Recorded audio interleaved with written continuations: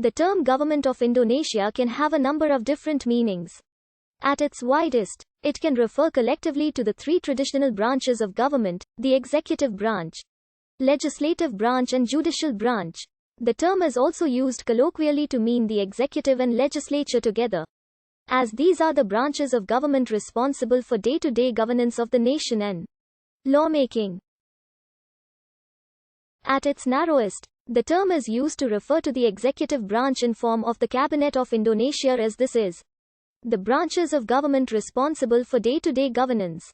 An era of liberal democracy in Indonesia began on August 17, 1950, following the dissolution of the Federal United States of Indonesia less than a year after its formation, and ended with the imposition of martial law and President Sukarno's decree regarding the introduction of guided democracy on July 5, 1959. It saw a number of important events, including the 1955 Bandung Conference, Indonesia's first General and Constitutional Assembly elections, and an extended period of political instability, with no cabinet lasting as long as 2 years.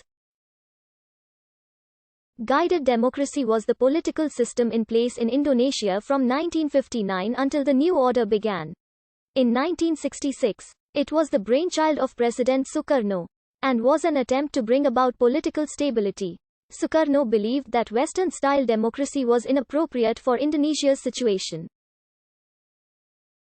Instead, he sought a system based on the traditional village system of discussion and consensus, which occurred under the guidance of village elders. Indonesia's transition to the new order in the mid-1960s ousted the country's first president, Sukarno, after 22 years in the position. One of the most tumultuous periods in the country's modern history. It was the commencement of Suharto's 31-year presidency.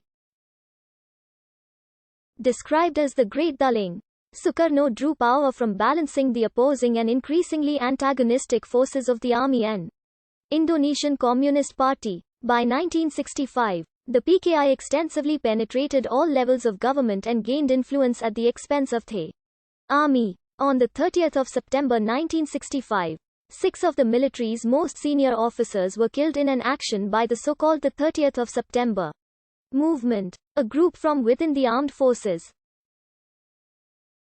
Within a few hours, Major General Suharto mobilized forces under his command and took control of Jakarta. Anti-communists, initially following the army's lead, went on a violent purge of communists throughout the country, killing an estimated 500,000 people and destroying the PKI, which was officially blamed for the crisis. The politically weakened Sukarno was forced to transfer key political and military powers to General Suharto, who had become head of the armed forces. In March 1967, the Indonesian parliament named General Suharto acting president.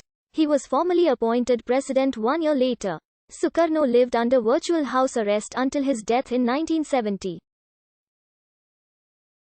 In contrast to the stormy nationalism, revolutionary rhetoric, and economic failure that characterized the early 1960s under the left-leaning Sukarno, Suharto's pro-Western New Order stabilized the economy but continued the policies of Pancasila.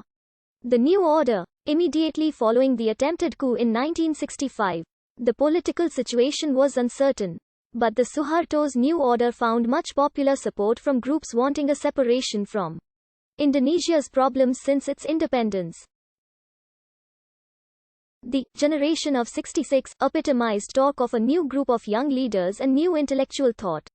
Following Indonesia's communal and political conflicts, and its economic collapse and social breakdown of the late 1950s through to the mid-1960s, the New Order was committed to achieving and maintaining political order, economic development, and the removal of mass participation in the political process.